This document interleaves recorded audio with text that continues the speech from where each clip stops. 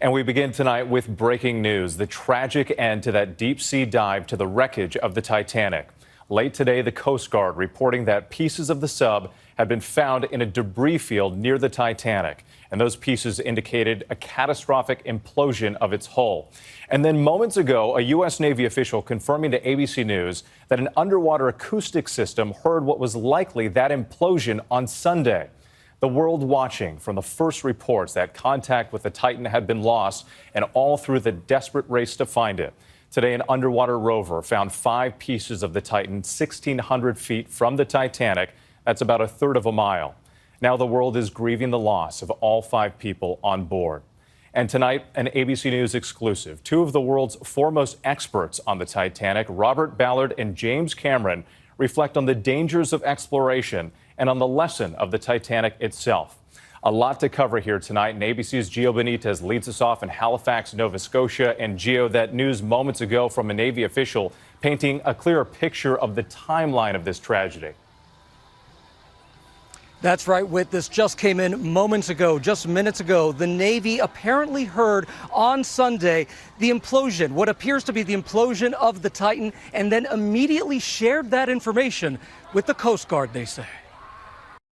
Tonight, a heartbreaking end. The Coast Guard announcing search crews have found the pieces of the missing sub carrying 5 passengers 1,600 feet, nearly a third of a mile from the bow of the Titanic. This is an incredibly unforgiving environment down there on the seafloor, and the debris is consistent with a catastrophic implosion of the vessel. 5 major pieces of debris were recovered on the ocean floor, including the sub's nose cone, as well as the front and back end of the vessel, all coming apart as the capsule collapsed inward under extreme pressure. It's unclear exactly when the sub imploded after it started its dive Sunday morning. The Navy now saying an underwater acoustic detection system heard what was likely the implosion of the Titan on Sunday. The information was immediately shared with the Coast Guard for analysis. On behalf of the United States Coast Guard and the entire Unified Command, I offer my deepest condolences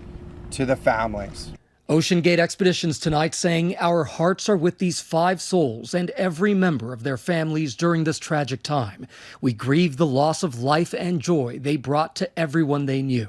Businessman Shahzada Dawood and his 19-year-old son Suleiman, who shared a passion for science and discovery. British billionaire and explorer Hamish Harding, who loved adventure.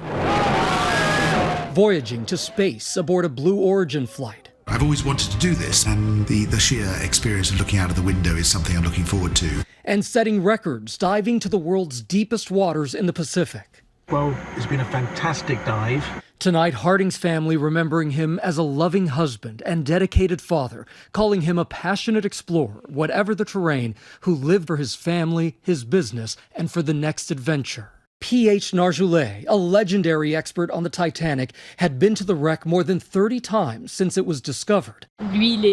His daughter today saying there is comfort in knowing he was in the place he so loved. And the CEO and founder of OceanGate Expeditions, Stockton Rush, who saw himself as a maverick, talking in this vlog about how the Titan defied industry standards. I'd like to be remembered as an innovator. I think it was General MacArthur said, you're remembered for the rules you break. And, I've broken some rules to make this. I think I've broken them with logic and good engineering behind me. The carbon fiber and titanium, there's a rule you don't do that. Well, I did. But we're now learning more about concerns over using carbon fiber and titanium to make the experimental sub, an untested material at extreme depths over time. The Titan made 13 trips down to the Titanic over 2 years. This is not like being a passenger on the first couple of days of service of the new Airbus A380, right? This is like being a test pilot on a plane that has never flown.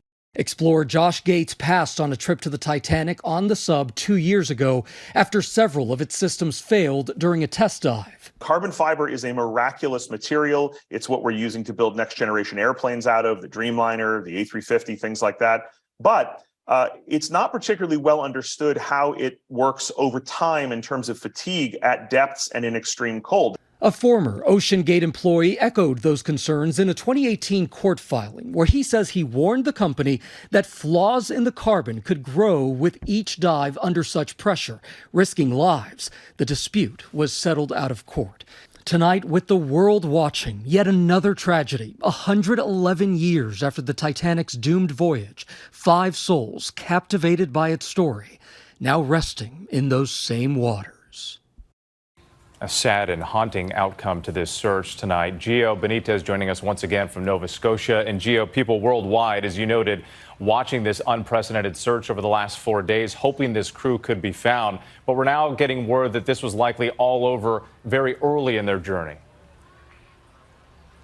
That's right, Whit. We know that they heard that sound in the general vicinity of the Titanic. It's sometime around the time when the sub actually lost contact with that mothership. So that suggests that this likely happened on the way down to the Titanic and very, very quickly, Whit. Gio Benitez, our thanks to you again tonight. Hi, everyone. George Stephanopoulos here. Thanks for checking out the ABC News YouTube channel. If you'd like to get more videos, show highlights, and watch live event coverage, click on the right over here to subscribe to our channel. And don't forget to download the ABC News app for breaking news alerts. Thanks for watching.